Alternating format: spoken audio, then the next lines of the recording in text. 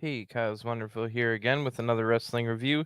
This time it's AEW Elevation from August 1st, 2022, as well as Being the Elite BTE from August 1st, 2022. So, as always, we'll start with BTE, just going over quickly what happened in this week's episode, being titled Trios after the Trios titles were announced on Dynamite this week. So, this is episode number 317 of BTE titled Trios. So we start this week's episode with Adam Cole making his appearance on BT after a while of being gone. Adam Cole is watching Dynamite and he sees that the Trios tag titles were announced and he saw the Young Bucks run into Adam Page.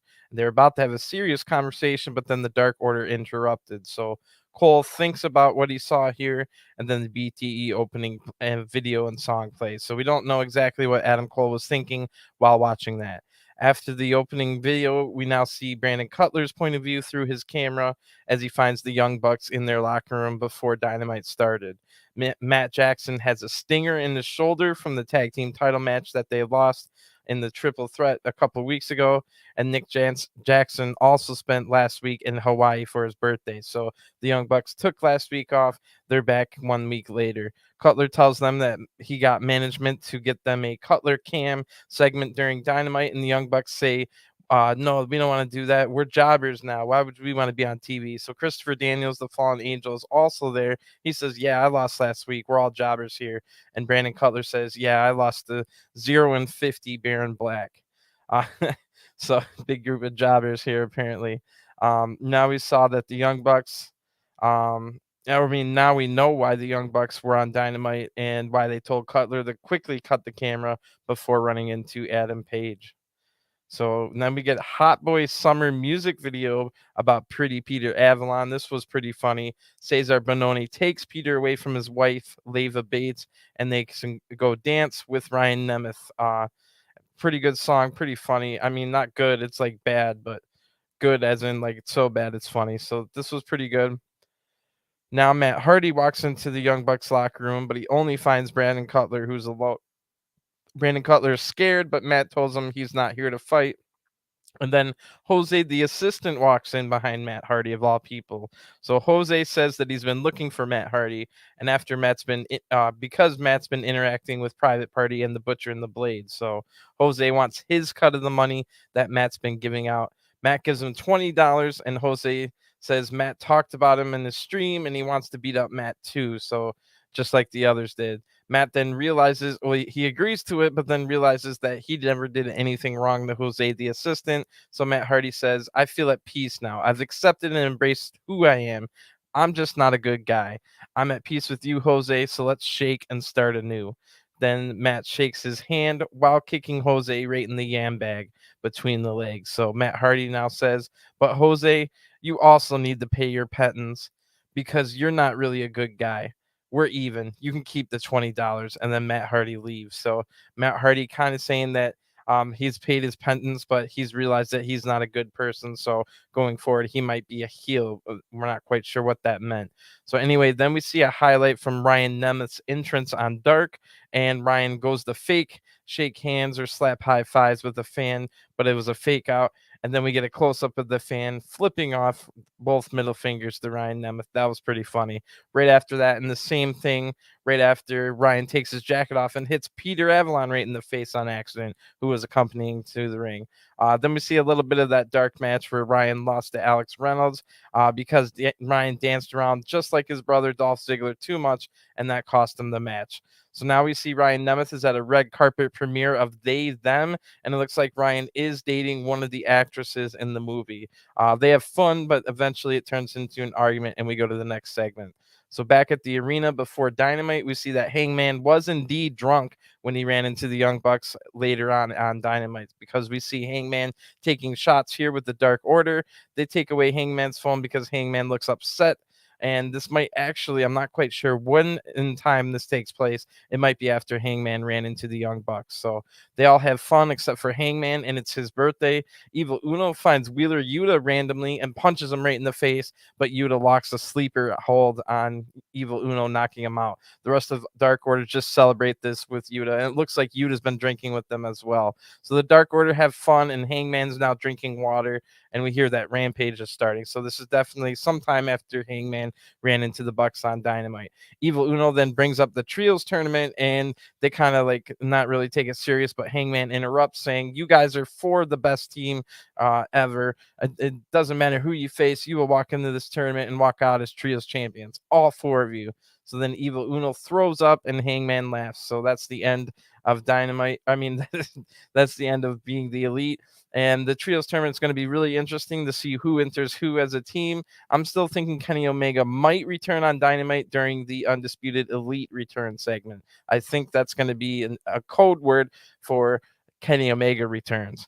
So anyway, that'll still leave Hangman without a team. It'll be interesting to see where how that shakes out, and we shouldn't have to wait long, seeing as the Trios tournament ends at All Out, which is only a month away. So now let's get into this week's episode of AEW Dark Elevation from August 1st, 2022, recorded in before Dynamite in Worcester, Mass. So weirdly, no 2-on-2 tag teams all night, but we do have a 6-man, an 8-man, and a 10-man tag match, along with 4 singles match. So let's get right into this week's episode of Elevation. No Excalibur tonight, just Tony Schiavone and Mark Henry on commentary.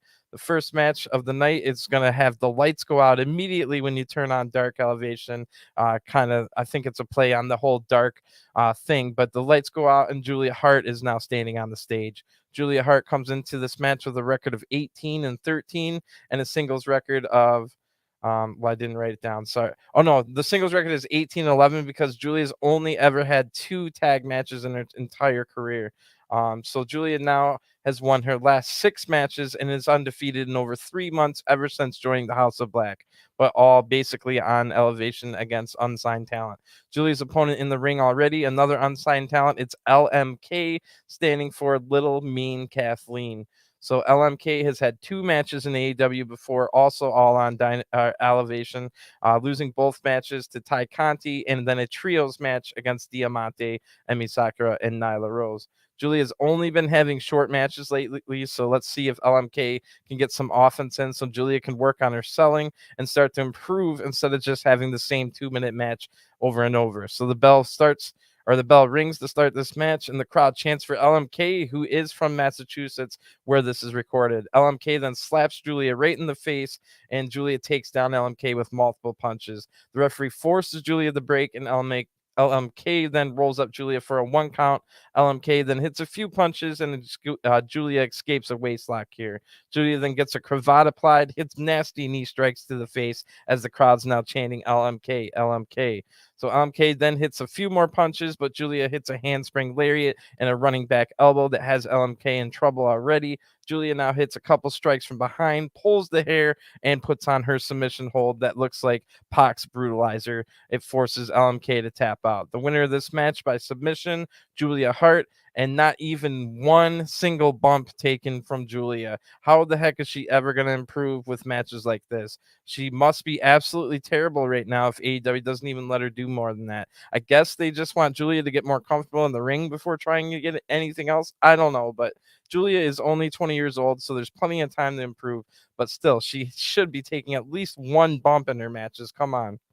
So anyway, the next match is another women's singles match. Interim baddie Leila Grey comes out next by herself, no Stokely Hathaway or the rest of the baddies.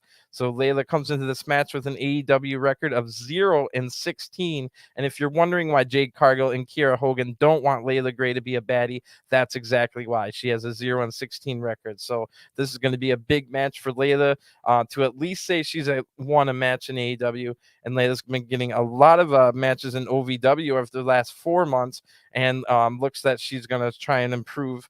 I mean, she has been improving, and she's going to look to show that here that she deserves to be a baddie. Leila's opponent already in the ring is JC, and who looks like a young Dana Brooke a little bit here. JC has an AEW of 0-1, losing to Julia Hart in minutes a few weeks ago on Elevation. So Gray gets a headlock on JC, who gets out of it and then gets wrist control to get out. Gray then counters back, but JC counters right back to get wrist control. Gray now goes to the ropes for a break. JC hits a terrible looking head scissors. Now Gray hits a nice looking X Factor facebuster, then plays up to the crowd. Leila now stays on the attack, wearing JC down, and then hits a running hip attack into the gut. Then Gray hits a release fisherman's suplex. That looks pretty cool.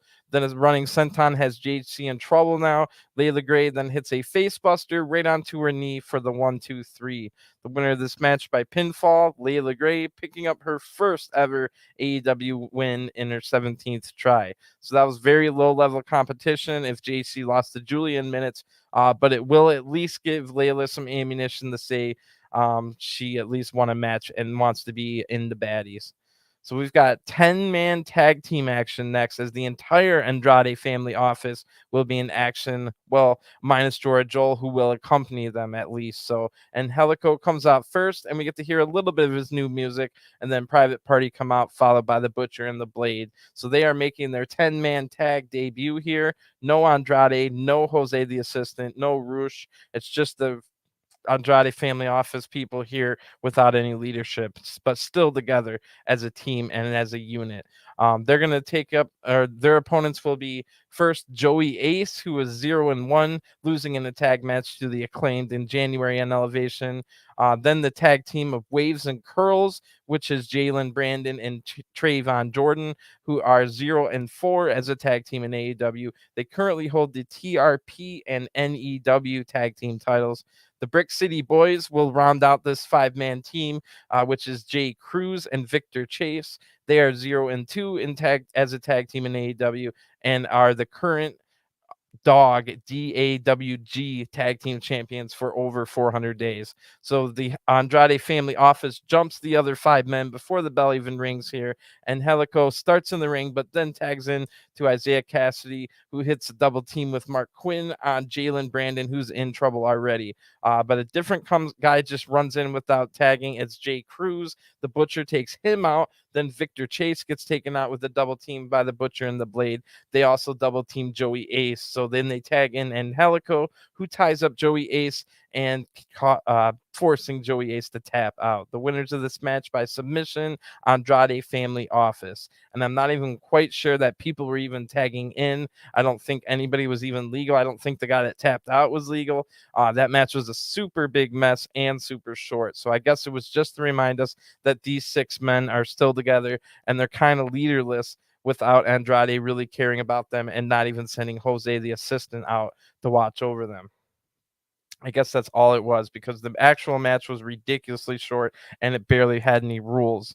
So anyway, 8-man tag team match next. As the Factory's music hits, it'll be all 4 members coming out for this match. The main members, I should say. They have another 20 or so in training at the Factory as we speak. So the Factory's music hits. It'll be Aaron Solo, Anthony Ogogo, Nick Comoroto, and of course, player coach QT Marshall. So they have an 8-man tag record of 2-0, and you'd have to imagine that they would enter a team into the trios title tournament, and I wonder who would sit out in that case.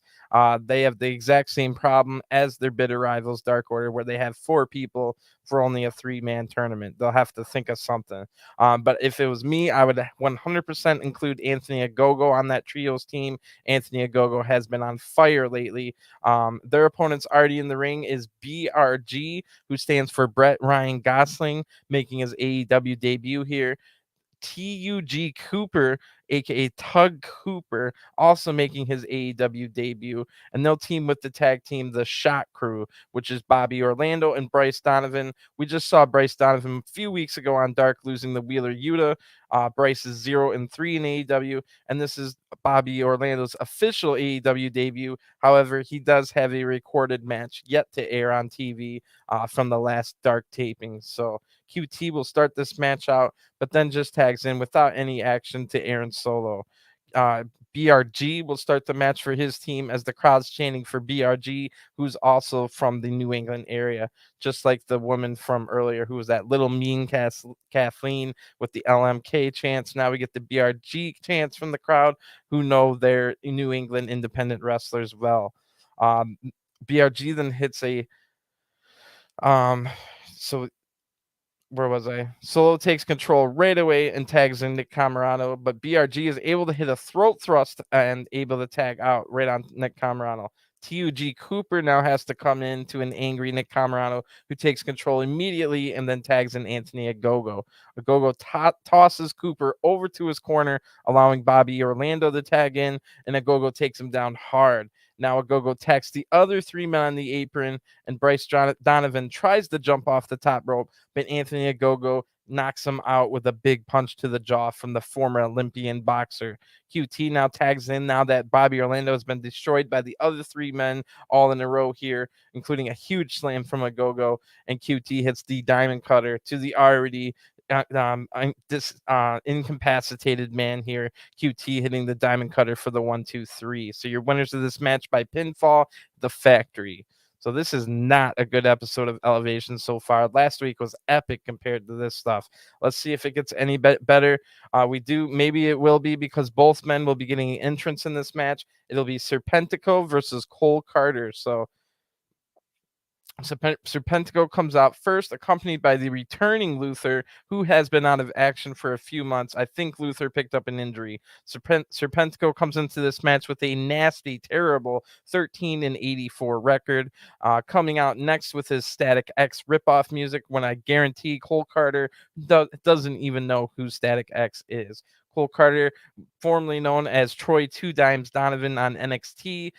Cole Carter now coming out here. He looks like $1 million. He's definitely a guy you can put on the posters, and he has a 1-1 record since returning from NXT. So Cole Carter looks great here. Serpentico starts the match fast, however, but Cole hits a big drop kick followed by a scoop slam. Serpentico tries to fight back, but then gets hit with a big back suplex. Cole goes to the top rope, but Luther grabs his leg. The referee was distracted by Serpentico, who now takes control with a big kick. Again, the referee gets distracted, and Luther takes cheap shots, punching Cole in the face from the outside. Serpentico now keeps the pace really slow and hits a punch to the brain, as Luther was telling him, punch him in the brain. But Cole tries to fight back, and Serpentico hits a Hurricane Rana and a flatliner here. Cole Carter is able to kick out at 2, thankfully for his career, to the 13-84 guy he was fighting here. So Cole almost loses to Serpentico, but Serpentico now goes up to the top rope and rolls through, since he saw that Cole was going to move. Good move there by Serpentico, but Cole, equally as good, hits some big strikes right after to take control. Cole now runs into a back elbow, but is able to power slam a charging Serpentico right after that. Pretty good back and forth match here. Now Cole goes to the top rope and hits the 450 splash for the 1-2-3. The winner of this match by pinfall, Cole Carter. So a decent match, at least better than anything we've seen so far tonight, but that's not saying too much. Another short one, but it had some good back and forth action for what it was worth. Cole does look great, however, and it seems to be getting a lot of matches in AEW now, so maybe he'll be signed officially in the future, or maybe for an ROH spot. We're still not quite sure what's going to happen with ROH. If in my mind, ROH is going to be the NXT of AEW, I think that's how they're going to treat ROH in the future. Just as a lot of the younger people that are on the AEW fringes, such as Cole Carter. So next match, it'll be Athena coming out for singles action, where Athena is 2-0 so far in AEW, and her opponent tonight will be Christina Marie, who is officially 0-1 in AEW, but Christina Marie does have a second match that was ruled a no contest. That was unfortunately the match where Leila Hirsch injured her ACL 4 months ago, a major injury that required surgery, and Leila Hirsch is still out of action. I think Bayley just returned from the same injury, and it took Bayley about 13 months to return. So unfortunate luck there. Hopefully Leila Hirsch can get back. She's already 4 months into her progress of returning. So I don't think it was anything to do with Christina Marie doing anything wrong in that match. and it's nice to see her invited back to AEW. So the crowd's cheering loudly for Athena here, and Christina Marie is jacked, so she might have the strength advantage in this one. They tie up in the middle of the ring, and Athena's able to take Christina down 3 times nicely, showing great agility on those takedowns and stuff. Athena then goes to the apron and springboards into the ring, hitting a corkscrew splash. Again, that looked nice. Already some of the best stuff of the night so far here from Athena. Christina fights back and slams Athena down by her hair here, but Athena nips up, and then Christina hits a scoop slam and applies a chin lock. So a little bit of a competitive match that we weren't expecting here. The crowd loudly cheers for Athena to get out of this headlock, but Christina is able to use her power advantage to keep control here. So this is the real first match of the night for sure. Athena now starts the fade, but the crowd gets loud again to wake her up, and Athena gets out, hitting a nice Tijeras to turn the momentum around.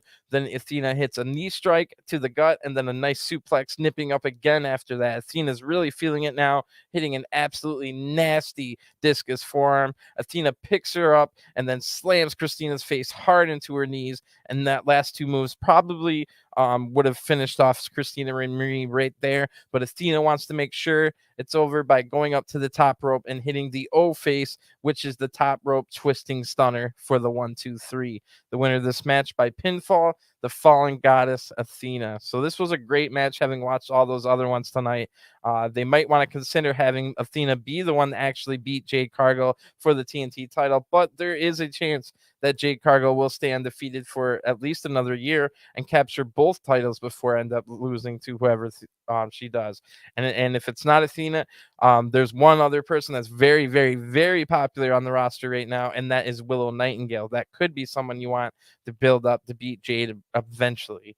So in the back now, we get a little bit of a promo and storylines here on Elevation. Always good to see, especially on one of these pretty bad squash match versions of Elevation, but we do get a little bit of storyline here. So in the back with Lexi Nair is Cole Carter, who won earlier, and Lexi asks Cole if you thought about QT Marshall's offer from last week to join the factory. If you remember, or if you didn't see it, QT Marshall was using intimidation tactics to get Cole Carter to join, while also making fun of Cole Carter's time in NXT. So I was thinking Cole Carter was probably going to say no, but he might be intimidated into it. So let's see what he says. Cole Carter says, I've thought about the offer, and then he gets interrupted. So it's the 4 factory guys, and they all surround Cole Carter this time.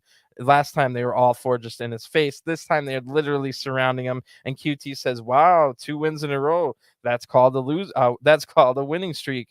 But you never answered my offer from last week. I understand you don't have good history with offers from guys like myself, but the factory is different. The factory is sacred. The factory is family. So what do you say, Cole Carter? What do you want to join the factory? And Cole Carter actually says yes, he will. So I thought he was going to say no, but if he said no here, it probably would have led to a 4-on-1 beatdown. So, and again, QT was not only intimidating Cole here, but making fun of him at the same time, saying like NXT, making fun of Cole's time in NXT, saying family and guys like me. So Cole Carter basically has to join the factory out of self-preservation here, as nobody else in AEW would have came to Cole Carter's aid against the factory, since everyone knows that Cole left for NXT, then came back after being released a few months later. So Cole Carter, out of self-preservation, has to join the factory here. Well, that'll be something interesting to keep an eye on as we go forward. Is the factory really going to want someone that they forced in? Because that could cause, you never know, Cole Carter might be able to talk Anthony Ogogo to leaving or something like that, you know. So it's always kind of dangerous to bring something like that. It could form a chink in the armor that takes down the rest like dominoes. But anyway, this is big news going for the factory. They're now up to 5 official main roster members, with, like I said, another 20 in the factory training as we speak. Time for the main event, and this should have no problem being the match of the night, and it definitely is. So it will be a trios match in the women's division, and out first is Emmy Soccer, who's coming up on 1,000 days since her last Dynamite appearance. Emmy was on the 2nd, the 6th, the 9th, and the 11th Dynamite ever, and now it has been 964 days since that. Emmy has also never appeared on Rampage. She's only here to be a player coach in the women's division. Emmy Soccer is one of the best women's trainers in the world and can still go in the ring, as we saw last week against Toni Storm in a fantastic match on Elevation last week. So Marina Shafir comes out next, followed by Nyla Rose. That will be the trios team here. Marina and Nyla have been regular tag team partners lately and have a tag record of 3-1. They're only lost to Thunderstorm, and Nyla has also teamed with Emmy Sakura in the past as well. They are 3-3 as a team. Accompanying those three to the ring will be Vicky Guerrero, who basically is going to manage all three women in this match. Their opponents first out is Willow Nightingale, the huge, absolutely monstrous cheers, loudest cheers of the night so far. Every single place Willow goes, the crowd absolutely loves her. She has an infectious charm and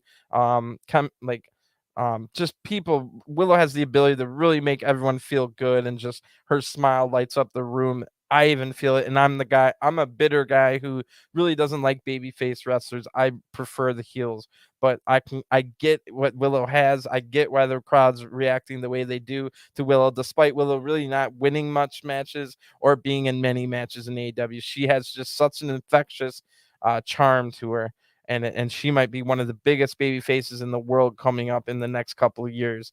Toni Storm is out next to also big cheers, almost rivaling that of Willow Nightingale here. So both two really popular women are going to be in this trios team. Storm has defeated all three of her opponents tonight in her last two matches. So last week she defeated Emmy Soccer on one-on-one action on Elevation, and the week before that on Dynamite, Thunderstorm beat Marina and Nyla. So this is the first time Toni Storm and Willow have been in the same match together, and their partner for this match is Hikaru Shida, who's only had 2 AEW matches since losing to Serena Deeb in the Philly street fight on Dynamite in April. Both of those matches on Elevation. So this is exactly why Elevation is worth a watch. But it's also why I still believe that the women's division needs their own weekly show in front of a different audience, in front of a different arena, a show that they can actually have storylines, longer matches. The crowd would actually be there to see the women and want to see the women and react better to the women. I think AEW has a big enough roster where they could put a weekly 1 hour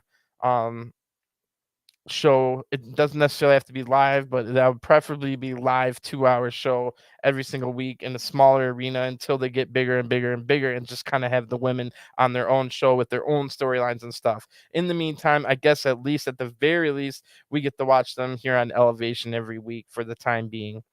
So what a popular trios team this is. It's Willow Nightingale, Toni Storm, and Hikaru Shida. The crowd's absolutely loving this, and the bell hasn't even rang yet. So Storm and Marina are going to start this match, and things are about to get serious right away, as Marina does not mess around and is dangerous, as are her partners, Nyla and Emmy. So this should be a great match here.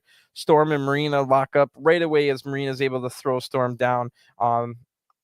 Then with a waist lock, but Storm's able to get a chin lock on as they now grapple on the mat. Marina counters, but Storm's able to block any of the submission holds that Marina tries to do, and Storm uses her pro wrestling experience to get a headlock on the MMA fighter here. So Marina's a little pissed off that she wasn't able to, that Storm was matching her grappling skills here. So Marina tags out to Nyla Rose, who immediately just comes in and slams Storm down right away using her strength advantage. So Storm now counters out of the next move right after that and hits some big strikes, but Nyla then again picks up Storm with ease into a power slam, and that rocked Toni Storm here. So Willow just runs in to stop the attack, and wow, I definitely want to see Willow and Nyla go at it at some point. But Emmy Sakura now tags in, and Emmy picks up right where she left off last week with a nasty looking hair takedown on Tony Storm.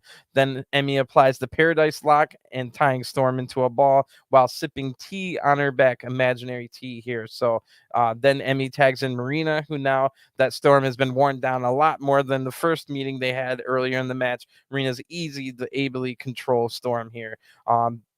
Storm's now caught in the wrong corner where they all take cheap shots on Storm, and Marina hits some nasty looking judo throws. Storm is already big time in trouble here. Vicky Guerrero's laughing on the outside as Nyla Rose now tags in. Storm evades 2 knee drops in a row, then evades a splash and a corner attack, and with the 4 evasions in a row, she's able to tag in Willow Nightingale now. So here we go. Willow Nightingale in the ring with Nyla Rose. This should be good. But first, Willow ducks under a clothesline attempt, knocking Emmy and Marina off the apron. Willow then hits some big chops to the chest of Nyla, who backs up into the corner, being stunned by these big shots. Marina now can tell that Nyla needs help. So Marina Shafir now runs in and she tries to throw Willow, but Willow cartwheels out of the attack. That looked good. Now the Willow hits a pounce on Marina, taking her out hard. Pounce, period, here. And Nyla runs in, but Willow keeps control here, hitting a big middle rope drop kick, shotgun style, for the 2 count. Pretty good match so far. Shida now tags in, and Nyla catches her with a running knee strike. Marina tags in and hits a judo throw on Shida. Now Emmy tags in, and Emmy didn't tag in yet, but she kicked Shida from the apron and then tagged in. So Emmy tries to do the we will chop you chops, which is usually what she does, but usually it's followed up by a crossbody in the corner. But this Emmy takes a little bit too much time here, and that allows Shida time to recover, hitting a running Hurricane Rana that takes Emmy down. Shida now charges back in, but Emmy counters with a great-looking tilt-a-whirl backbreaker. That was awesome. Then Emmy's even talking trash in Shida's face after that move. Shida's able to flip out of the Queen's Gambit backbreaker attempt with it, which is Emmy's finisher, and Shida now hits a scale kick followed by an axe kick that takes down Emmy hard.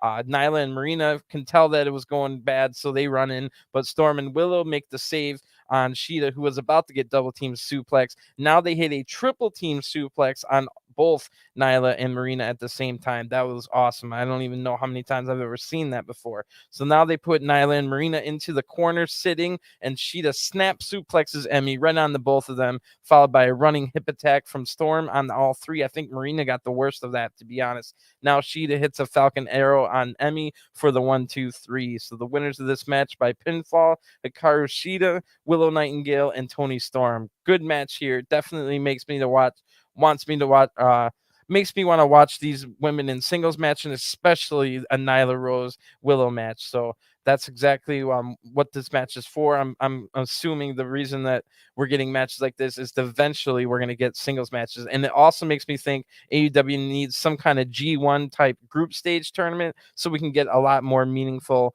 women's singles matches going forward. But it was a little bit weird here that Willow Nightingale didn't get to hit her cannonball senton on that pile of 3 women at the end. But oh well, no harm done there.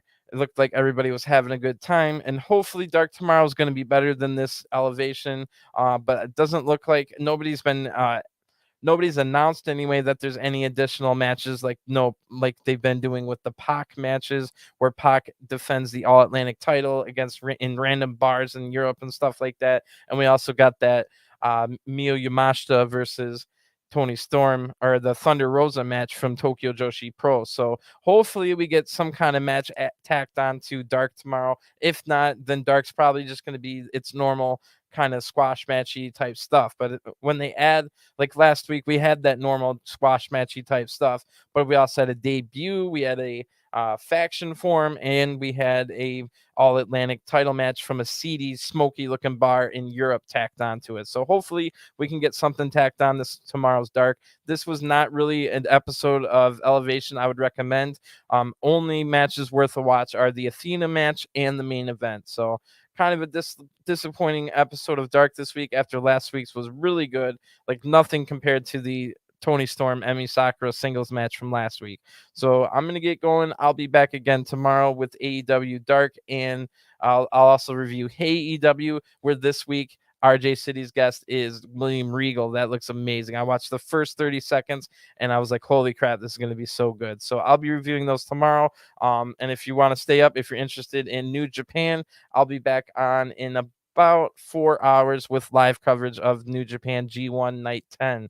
So thanks for tuning in. I appreciate it. Give me a thumbs up and a subscribe so we can have more people find out about this channel. I'm trying to get everything in order here. I think it's important to watch Dark and Elevation. I think it's important to watch Main Event. And if you're watching WWE, I think it's important to watch all the backstage comments and stuff in New Japan to go along with the G1. So that's what I'm trying to build up over here. I'm also covering MLW, NWA, Impact, and that's it right now, but I would love to find some extra time to add more.